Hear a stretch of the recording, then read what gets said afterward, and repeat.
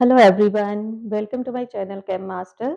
और बच्चे कैसे हो आप? आई होप कि आप सब बहुत अच्छे से हो और बहुत ज़बरदस्त तरीके से अब तो हमारी पढ़ाई हो रही है। बच्चे आज की वीडियो में हम पढ़ेंगे अपनी साइंस का वेरी इंपॉर्टेंट चैप्टर जो है फिजिक्स से रिलेटेड है, दैट इज़ द इलेक्ट्रिसिटी। बच्चे आप सभी को पता है इलेक्ट्रिसिटी क्या होती है। अगर हमारे पास अभी तो इलेक्ट्रिसिटी है, सोचो अगर हमारी लाइफ में इलेक्ट्रिसिटी ना हो तो क्या हो, हमारी लाइफ तो स्टैंड स्टिल हो जाएगी, सारी दुनिया ही खत्म हो जाएगी, है ना। तो इलेक्ट्रिसिटी की बहुत ज़्यादा इंपॉर्टेंस है हमारी लाइफ में। तो इलेक्ट्रिसिटी होती क्या है? इलेक्ट्रिसिटी क्या है? It is the flow of charge. अब चार्ज क्या है? In simple words we can say electricity क्या है? It is a form of energy. ठीक है।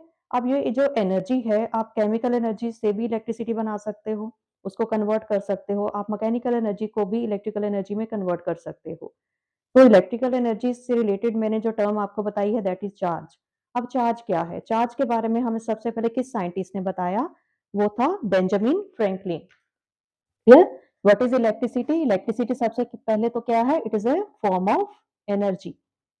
ठीक है, सिंपल लैंग्वेज में अगर हमने इलेक्ट्रिसिटी को बताना है तो इलेक्ट्रिसिटी क्या है? It is a form of energy. तो बेंजामिन फ्रैंकलिन था जिसने हमें सबसे पहले बताया चार्ज के बारे में। ठीक है, बेंजामिन बेंजामिन फ्रैंकलिन। उसने क्या किया?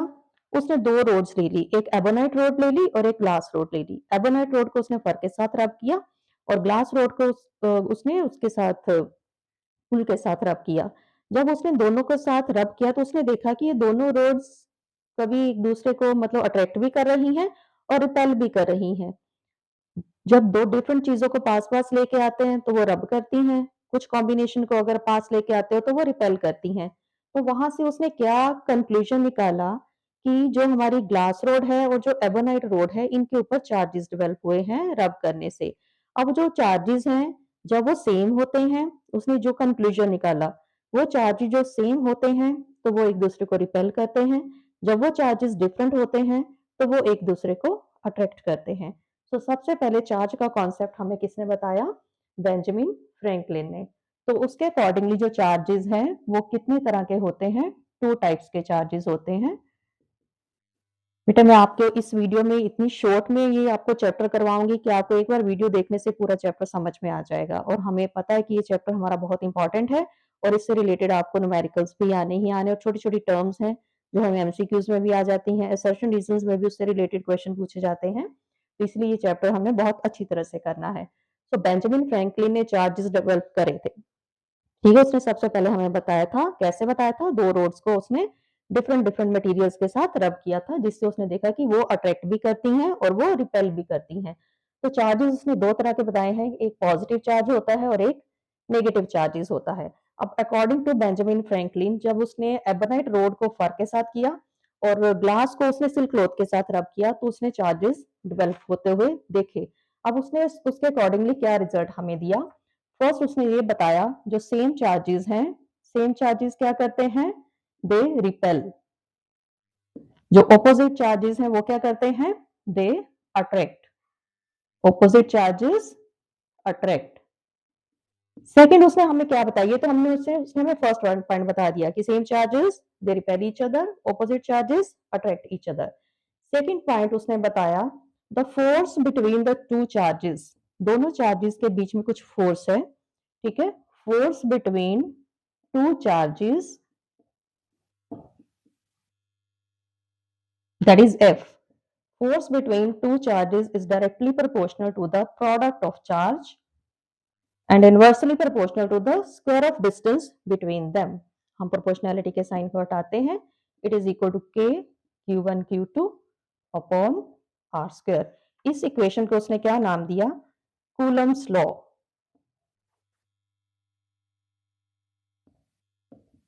Coulomb's law. So F is equal to K Q1 Q2 upon R square. ये जो आपका K है it is constant. Clear? ये आपका constant है। तो ये आपका फर्स्ट 1 मार्क का क्वेश्चन आ जाता है। What do you mean by charges? तो आपने इसके रिलेटेड आपने एक्सप्रेशन देना है। What is Coulomb's law? ठीक है, what is Coulomb's law? The force between two charges is directly proportional to the product of charges and inversely proportional to the square of distance between them. ये है हमारा Coulomb's law. Now depending upon the electricity हमने छोटी छोटी कुछ terms पढ़ी हैं अपनी लोअर क्लासेस में, और सबसे इंपॉर्टेंट जो टर्म है that is the conductors and insulators. Conductors क्या होते हैं? ठीक है, what are conductors? The substances which allows the electricity to pass through them. जिन चीजों में से आप इलेक्ट्रिसिटी कंडक्ट करवा सकते हो उनको हम क्या बोलते हैं? Conductors. Like metals, all metals are good conductors of electricity. Gases, gases में से भी आप इलेक्ट्रिसिटी पास कर सकते हो. इंसुलेटर्स क्या होते हैं? Insulators are the substances which do not allow current to pass through them. जिन चीजों में से आप इलेक्ट्रिसिटी कंडक्ट नहीं कर सकते हो उनको आप क्या बोलते हो? इंसुलेटर्स. इसके आप एग्जांपल्स क्या दे सकते हो? Glass and would. तो ये हमने डेली लाइफ से रिलेटेड हमने एग्जांपल देने होते हैं. तो ये होगी हमारी दो terms, that is conductor and insulators. Next हम बात करेंगे इलेक्ट्रिक करंट. अब इलेक्ट्रिक करंट क्या होता है? हम बोलते हैं करंट क्या है? It is a flow of charge. अब चार्ज क्या है? It is a movement of electron. Movement of electron को हम क्या बोलते हैं? That is a current is passing. तो इसको आप कैसे डिफाइन करोगे? It is a quantity of charge, quantity of charge flowing in a given time. उसको आप क्या बोलोगे? Electric current. That is Q is equal to I into T. I is equal to Q upon T आ गया. Current को हम किस में मेजर करते हैं? That is ampere. Ampere is equal to Q. क्या है आपका? Q को आप किस में मेजर करते हो? अभी अभी हमने करा था कूलम्स में. ठीक है, कूलम. टाइम को आप किस में मेजर करते हो? That is second. And Q किसके बराबर होता है? Number of electrons passing in given time interval. तो आप Q की जगह, ये सारे आपके छोटे छोटे कुछ फॉर्मूले हैं जो आपको न्यूमेरिकल्स में यूज करने पड़ते हैं. तो अगर आपको Q नहीं दिया है तो आप Q को पहले n नंबर ऑफ इलेक्ट्रॉन्स लगा के आप Q निकाल लोगे, then you put this value and उसके बाद आप अपना I निकाल सकते हो. सो ये था हमारा इलेक्ट्रिक करंट. नेक्स्ट टर्म हमारी आती है पोटेंशियल डिफरेंस. बच्चा पोटेंशियल डिफरेंस क्या है? आपने देखा है कोई भी चीज फ्लो कैसे करती है? अगर आप हीट की बात करो तो हीट कैसे फ्लो करती है? From high temperature to low low temperature. पानी कैसे फ्लो करता है? ऊपर से नीचे गिरता है पानी. ठीक है, इसी तरह अगर हम बोलते हैं कि करंट, करंट कैसे फ्लो करेगा? ठीक है, तो करंट कैसे फ्लो करता है? It flows due to the potential difference between the two electrodes. उसको हम क्या बोलते हैं? Potential difference. सो नेक्स्ट हमने पढ़ना है पोटेंशियल डिफरेंस. ये कुछ छोटी छोटी सी टर्म है जिनसे रिलेटेड आपको 1 मार्क के क्वेश्चंस आते हैं. तो हर हाल में हमें ये टर्म्स करनी है. So what is potential difference? Charge, flow of charge takes place, flow of charge takes place due to difference of potential. ठीक है, due to difference of potential, जिसको हम इलेक्ट्रिक पोटेंशियल बोलते हैं. इसको हम V से मेजर करते हैं. V किसके बराबर होता है? V is equal to, sorry, that is the work done. Potential difference किसके बराबर है? It is the work done, W upon Q. So potential difference की डेफिनेशन आप क्या दे सकते हो? Potential difference, it is the amount of work done in joule when charge is flowing through the conductor. So V is equal to W upon Q. Clear? अब हमारे पास आपकी NCERT book में एक टेबल पर एक चार्ट दिया गया है. हम अपनी इलेक्ट्रिसिटी से रिलेटेड बहुत सारे कुछ सिंबल्स यूज करते हैं. आपको वो सारे के सारे सिंबल्स आने चाहिए. जैसे पोटेंशियल डिफरेंस को कैसे एक्सप्रेस करते हो, वायर को कैसे एक्सप्रेस करते हो, स्विच ऑफ है ऑन है उसको आप कैसे एक्सप्रेस करते हो, सीरीज में है की को कैसे एक्सप्रेस करते हो, प्लग का सिंबल क्या है, सीरीज में रेजिस्टेंस है तो कैसे है, पैरेलल में है तो कैसे है. ठीक है, बल्ब को कैसे रिप्रेजेंट करते हो. तो ये कुछ सिंबल्स हैं जो आपको हर हाल में आनी चाहिए. ठीक है, नेक्स्ट इलेक्ट्रिसिटी से रिलेटेड हमारी कुछ टर्म्स हैं. लाइक फर्स्ट है हमारी Ohm's law, very important. Ohm's law क्या कहता है? The current flowing through a conductor is directly proportional to the potential difference applied across it.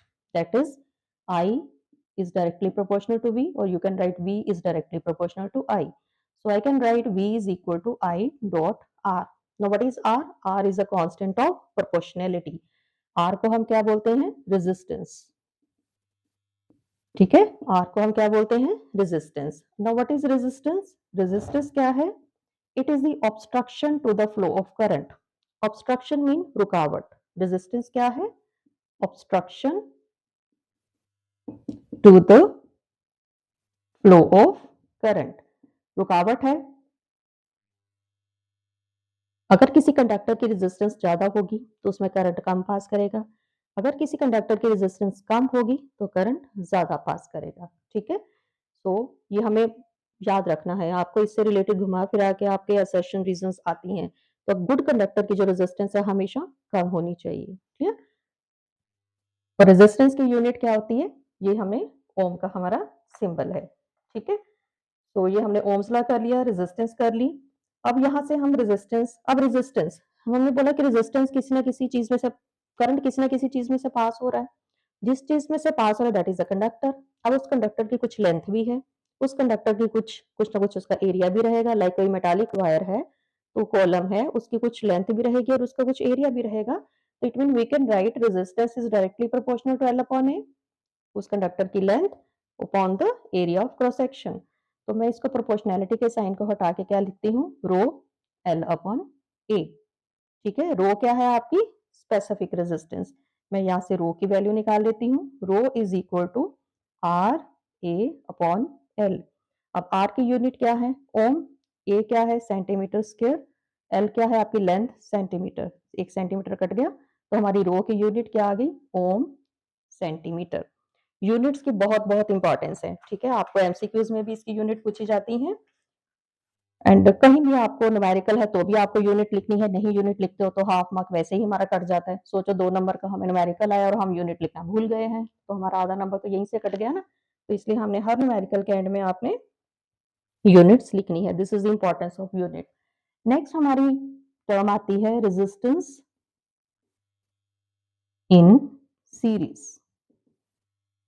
ठीक है, जब आपका एक कंडक्टर है और आपने सीरीज में रेजिस्टेंस लगाई है, सीरीज में एक यहाँ लगा दी, फिर यहाँ लगा दी, फिर यहाँ लगा दी, एक ही रो में लगाई है, सीरीज में लगाई है, उसको आप क्या बोलते हो? Resistance in series. तो जब आप रेजिस्टेंस को सीरीज में लगाते हो तो जो टोटल रेजिस्टेंस होती है it is a sum total of the individual resistance. सारी रेजिस्टेंस को ऐड कर देते हो तो आपकी रिजल्टेंट जो है रेजिस्टेंस आती है। चलिए हम डायग्राम बनाकर एक्सप्लेन करते हैं।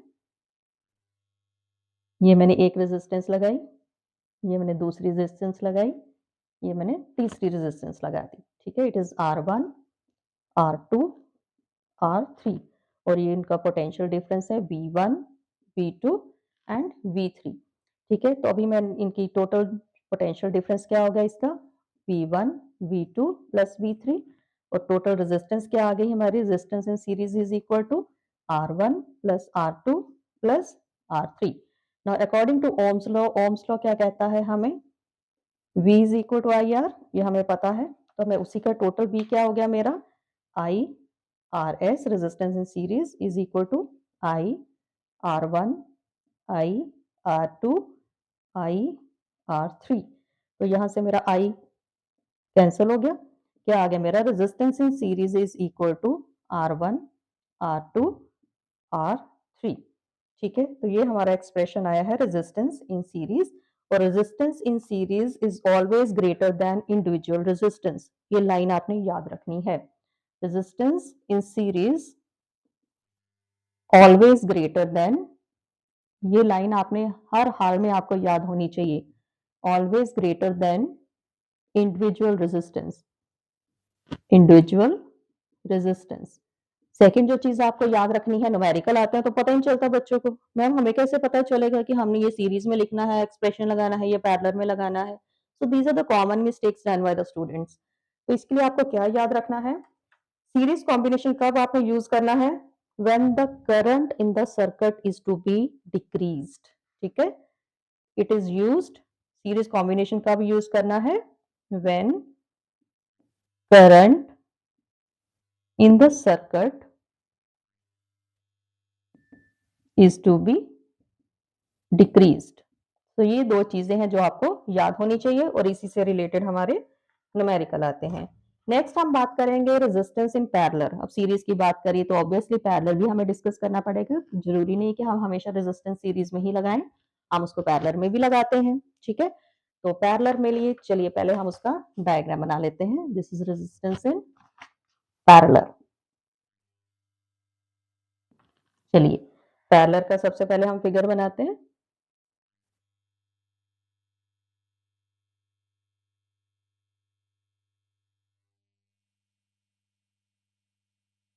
ठीक,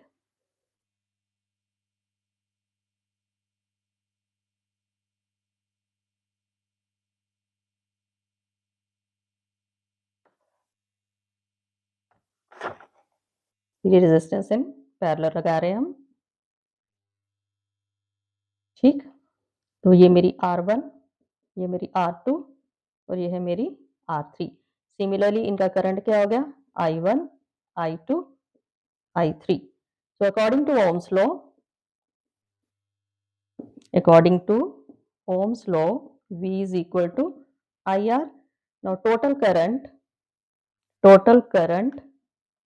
that is it is equal to I1 plus I2 plus I3। ठीक, अब टोटल जो आपकी रेजिस्टेंस है that is resistance in parallel, it is equal to R1 plus R2 plus R3। अब इस एक्सप्रेशन में से अगर आपने I निकाला है, I is equal to V upon resistance in parallel, तो मैं इसकी जगह पे इसका एक्सप्रेशन फिल करती हूँ। ठीक है, so it is V, I is equal to V upon RP। अब इसका एक्सप्रेशन लिखिए, V upon R1, V upon R2 plus V upon R3। ठीक, तो V कैंसिल कर देते हैं हम, क्योंकि ये I टोटल करंट है तो इसकी जगह भी मैंने V अपॉन RP लिखा था, ये सभी का हो गया कैंसिल। तो मेरा क्या आ गया, 1 upon RP is equal to 1 upon R1 plus 1 upon R2 plus 1 upon R3। तो जब नंबर ऑफ रेजिस्टर्स आप पैरेलल में कंडक्ट करते हो तो टोटल जो आपका आरपी है, ठीक है, रेजिस्टेंस इन पैरेलल इज क्या, आप इसको क्या करोगे, रिजल्टेंट रेजिस्टेंस क्या है, it is equal to the sum of reciprocal. नजर आ रहा है ना हमें, it is the reciprocal of individual resistance. ठीक है, अब जैसे हमने उसमें लर्न करी थी बात, तो इसका मैं ऊपर लिख देती हूँ। ठीक है, it is equal to the sum of reciprocal. अब आर पी क्या है, R P is equal to, ये हमारा एक्सप्रेशन है, R upon N, that is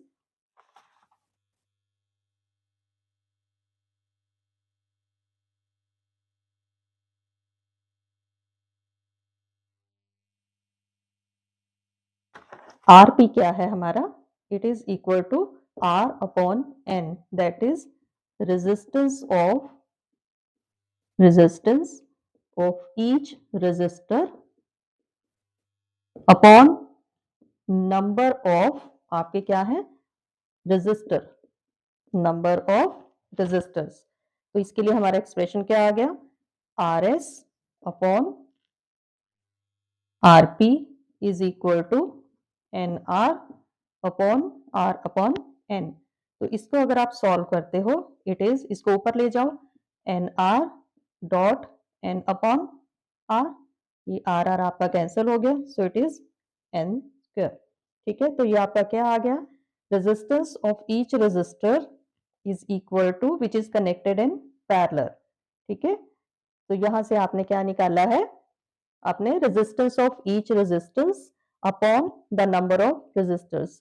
तो यहां से आपका एक्सप्रेशन क्या आ गया, RP is equal to that is 1 upon RP. ये आपने एक्सप्रेशन लिखा है आरपी का, सॉरी। ठीक है, ये आपका किसके बराबर आ गया है, इट इज एन स्क्वायर के बराबर आ गया है, that is R upon N. इसमें आपने ये सारा फिल किया। अब इफ टू रेजिस्टर, आपके पास सोचो दो रेजिस्टर्स हैं, if two resistors are in parallel, आपने दो रेजिस्टर्स को पैरेलल में किया है, तो आपका क्या आ जाएगा, 1 upon R P is equal to 1 upon R one plus 1 upon R two. इसको आप सॉल्व करते हो, आपने एलसीएम लिया, ये आपका क्या आ गया, R1 प्लस R2, ये आ गया आपका। तो इसमें से अगर आपने आरपी निकालना है, ये तो 1/RP का आया, तो ये क्या हो जाएगा आपका R1 R2 upon R1 plus R2। तो ये आपकी न्यूमेरिकल में फिल होती है। अगर 3 रेजिस्टेंस है तो अकॉर्डिंग टू 3 का हो जाएगा। क्लियर? सो ये आपके न्यूमेरिकल के लिए एक्सप्रेशन यूज होता है। अब पैरेलल कॉम्बिनेशन आपने कब यूज करना है? When the current in the circuit is to be increased. When कब यूज करना है? When current in the circuit to be increased. जब आपने करंट इंक्रीज देखना है। जब डिक्रीज देखना है तो आपने रेजिस्टेंस क्या लेनी है?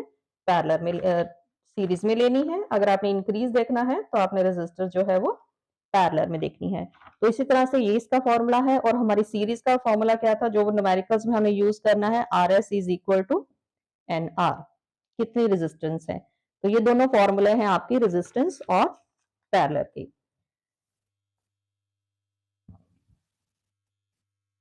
नेक्स्ट हमारा जो टॉपिक आता है that is a heating effect of current. आपने देखा होगा कि आपने कोई अप्लायंस आपने प्लग ऑन करा है, सपोज आपकी आयरन है, आप उसको देखते हो, आप आयरन करते हो कपड़े क्योंकि वो गर्म हो जाती है, गर्म होने से आपके क्रस्ट सारे हैं वो ठीक हो जाते हैं। इट मीन्स आपके जो कपड़ों के अंदर सारे जो सिलवटें थी वो ठीक हो गई हैं। कैसे हुई हैं? Due to heating. हीट कैसे आई? आपने करंट ऑन करा, सो it is the heating effect of current. Clear? अब हमने वो स्टडी करना है, heating effect of current. Very important topic. काफी सारे रीजनिंग के क्वेश्चंस भी आते हैं। आपने सारे एनसीईआरटी क्वेश्चंस करने हैं एक बार, लेकिन चैप्टर अगर अच्छी तरह से पढ़ा हो तो हम हर क्वेश्चन का आंसर दे सकते हैं। चलिए, ये हमें पता है कि जब आप करंट पास करते हो तो आपके जो अप्लायंसेस हैं वो गर्म हो जाते हैं। हमने अभी अभी एग्जाम्पल भी देखे। आपका बल्ब बल्ब गर्म हो जाता है, उसके अंदर क्या चीज यूज होती है? टंगस्टन। ठीक। देन आपके जितने भी हीटर हैं, गीजर है, उनके अंदर एक एलिमेंट होता है। वो एलिमेंट किसका होता है? नाइक्रोम का होता है। क्लियर? जो कि ग्लो करता है और रेड सा कलर आता है उसमें, तो वो हीट प्रोड्यूस करता है। So this is heating effect. अब क्या हुआ? जब आपने करंट पास करना शुरू करा, अब हीट कैसे आई? आपने तो ऑन करा, स्विच ऑन कर दिया, अब वो चीज गर्म कैसे हो गई? जब करंट क्या होता है? It is a flow of electron. जैसे आपने स्विच ऑन करा, करंट पास होना शुरू हो गया, that is flow of electron taking place. जब इलेक्ट्रॉन फ्लो हो रहे हैं means they have to do work. क्यों काम करना पड़ रहा है उनको? बिकॉज हमारे जो कंडक्टर्स हैं उनके अंदर रेजिस्टेंस होती है, रेजिस्टेंस कम भी हो सकती है, रेजिस्टेंस ज्यादा भी हो सकती है। इट मींस उस रेजिस्टेंस को ओवरकम करने के लिए इलेक्ट्रॉन्स को काम करना पड़ रहा है। वो जो काम कर रहे हैं that work is getting converting into heat. So this is the cause of heating effect of current. Clear? So that work is getting converting into heat, which produces heat in our appliances. So this is called heating effect of current. अब जो heat है और इसका हमारा expression क्या है? H is directly proportional to I square R T. तो इसको हम क्या बोलते हैं? Joules law of heating. Very important. Okay, 1 mark में भी आपका क्वेश्चन आता है, डेफिनेशन आती है। अब ये जो है आपकी हीटिंग इफेक्ट किस किस के ऊपर डिपेंड करता है? First, square of current flowing through the circuit. Second, resistance of the conductor, resistance के ऊपर डिपेंड करता है। Third, temperature. क्लियर? तो ये 3 चीजें हैं जिनके ये डायरेक्टली रिलेटेड है। दैट इज, सॉरी, टी क्या है आपका? Time, not temperature. It is a time. कितने टाइम में आपने वो करंट पास करा है, that is the time. So I is I square R T. How much current is flowing for how much time. तो ये है आपका heating effect of current. Very important. Next हमारा क्वेश्चन आता है that is the electrical energy. Energy क्या आती है? That is work done. Clear? So next हम पढ़ेंगे what is electrical energy. Electrical energy, ठीक। The work done by the current, work done by the current, by the current in the electric circuit, in the electric circuit called electrical energy, छोटी-छोटी सी definition जो हमें लगता है कि नहीं ये क्या करनी है हमने लर्न करके, बट ये हमें ज़रूर हर हाल में आनी चाहिए। चलिए हम कैलकुलेट करते हैं। हमने वर्क डन है, इलेक्ट्रिकल एनर्जी निकालनी है तो हमें वर्क डन आना चाहिए। So calculation of work done, छोटा-सा एक्सप्रेशन है, ठीक है? जिससे रिलेटेड हमारे न्यूमेरिकल्स हमें आने हैं। चलिए वर्क डन क्या है? हमें कैसे कैलकुलेट करना है? We know I is equal to Q upon T, ठीक है? ये मैं कंटिन्यूटी में आगे चलती जाती हूँ। देन Q क्या है? Q is equal to I into T, clear? Now we know अभी-अभी हमने एक जगह किया था, V पोटेंशियल डिफरेंस जब करा था, it is the work done that is a W upon Q, clear? यहाँ से मैंने क्या निकाली थी? W की value, it is equal to V dot Q। यहाँ से हम नीचे आ जाते हैं, हमें पता है ओह्म्स लॉ में V की वैल्यू क्या है, तो मैं यहाँ पर V की वैल्यू फिल कर दूंगी। तो यहाँ क्या आ जाएगा? W इज इक्वल टू, यहाँ पर मुझे Q की वैल्यू सॉरी फिल करनी है। Q क्या है? I इंटू टी, यहाँ से मैंने Q की वैल्यू फिल करनी है यहाँ पर। सो it is V dot I dot T, यहाँ से मैंने Q की वैल्यू फिल करी है, ठीक? फिर से हम आगे आ जाते हैं, V आई डॉट आ गया। नाउ V किसके बराबर होता है अकॉर्डिंग टू ओह्म्स लॉ, ठीक है? यहाँ पर हम ओह्म्स लॉ अप्लाई करेंगे। ओह्म्स लॉ में V is equal to I R. अब इस V की वैल्यू मैं यहाँ फिल करूंगी, तो W is equal to I R I T, I T मेरा पहले था, ठीक है? यहाँ मेरी वैल्यू क्या आ जाएगी? W is equal to I square R T, ये मेरी वैल्यू आ गई, ठीक है? W is equal to I square R T. अब फिर यहाँ पर आ जाओ, I किसके बराबर होता है? V अपॉन आर के बराबर होता है, ठीक है? अब मैं I की वैल्यू यहाँ पर फिल कर देती हूँ। W square is equal to V square R square, R T मेरा पहले था, ये आर आर एक काट दो, तो मेरा यहाँ पर क्या आ गया? W square is equal to V square T upon R. तो ये मेरा एक्सप्रेशन आ गया है वर्क डन का, ठीक? W, ओ सॉरी, ये W स्क्वायर नहीं है, W है, ये हमारा ऐसे लग गया है। So W is equal to V square R T. अब आप देखो, आपने इसमें W की कौन-कौन सी वैल्यूज लिखी हैं, तो ये सारी वैल्यूज आप कहीं ना कहीं किसी न किसी न्यूमेरिकल में फिल कर सकते हो। ये वाला फॉर्मूला भी कहीं फिल हो सकता है, ये वाला भी फिल हो सकता है, ये वाला भी फिल हो सकता है, ये भी फिल हो सकता है। सो डिफरेंट डिफरेंट न्यूमेरिकल्स हमें क्या-क्या चीजें दी गई हैं, क्या-क्या पूछा गया, तो उसके अकॉर्डिंगली हम ये डिफरेंट एक्सप्रेशंस फिल करके अपना वर्क डन निकाल सकते हैं। नेक्स्ट हमारा लास्ट टॉपिक इस चैप्टर का है, that is the electric power, ठीक? इलेक्ट्रिक पावर क्या होती है? पावर है, पावर अगेन, पावर किससे रिलेटेड आ गई? अगेन वर्क डन, वर्क हो रहा है तो ये सारे काम हो रहे हैं, ठीक है? सो क्या होती है हमारी इलेक्ट्रिक पावर? पावर की यूनिट क्या होती है? वॉट, ठीक है? What is power? It is the rate, work done तो है लेकिन क्या है? Rate, the rate at which work is done, the rate at which work is done by electric current. By electric current is called electric power. Second, आप power को कैसे define कर सकते हो? It is the rate at which energy is consumed. ये आपकी definition आती है, ठीक है? इसलिए हम इसको स्ट्रेस देते हैं कि डेफिनेशन भी आपने करनी है। कंज्यूम्ड और डिसिपेटेड, कितनी आपने यूज करी या कितनी आपने खर्च करी, इज कॉल्ड पावर। तो ये दोनों डेफिनेशंस आपको आनी चाहिए। अब पावर क्या है? W is equal to V I T, तो power P is equal to W upon T. तो ये आप W की जगह इसकी ये वैल्यू फिल कर सकते हो, V I T upon T. तो ये आप इसका कैंसिल कर दो, तो आपकी P क्या आ गई? P is equal to V dot I. Power की यूनिट क्या होती है? वॉट, इसको हम वॉट में एक्सप्रेस करते हैं। Power is said to be 1 watt if 1 ampere current is flowing through a circuit in 1 second. Power 1 watt कब आएगी? 1 ampere current is flowing through a circuit in 1 second. Clear? घरों में हमारी इन हाउस होल्ड, घरों में जो हमारी units use होती हैं दैट इज किलोवाट, ठीक है? उसकी यूनिट्स क्या होती हैं हमारी घरों में जो यूज होती है, bigger unit that is kilowatt. तो कमर्शियल यूनिट है हमारी commercial unit. What is the commercial unit of power? 1 mark question. It is kilowatt per hour. ठीक है, अगर आपने किलोवाट आवर को कन्वर्ट करना है तो कैसे करोगे? Kilowatt hour it is equal to watt into R. पहले हमने इसको वॉट में कन्वर्ट किया, फिर आर को हमने सेकंड में कन्वर्ट किया, तो ये हमारा आता है 3.6 इंटू 10⁻6 मेगा जूल। तो ये हुई हमारी power. So all these are very important topics जितने भी हमने डिस्कस करे हैं, बहुत शॉर्ट में मैंने आपको कंप्लीट चैप्टर बहुत अच्छी तरह से करा दिया है।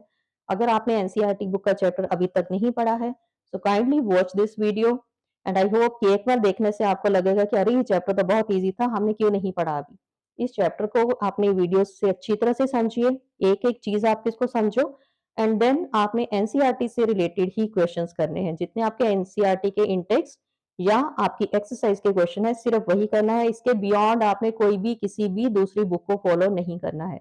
Just give stress on your NCERT topic and be positive also. कोई चीज ऐसी नहीं है जो आपको कि ये मेरे से नहीं होती, always say I can do. I hope ये आपको बहुत आपके लिए यूजफुल रहने वाली है। देखिए इसको अच्छी तरह से समझिए। अगर आपको लगेगा कि नहीं अभी भी कुछ टॉपिक मुझे क्लियर नहीं हुआ, you can send me message, I will clear your doubts. तो देखिए इसको लाइक करिए, शेयर करिए और सब्सक्राइब करिए। Thank you.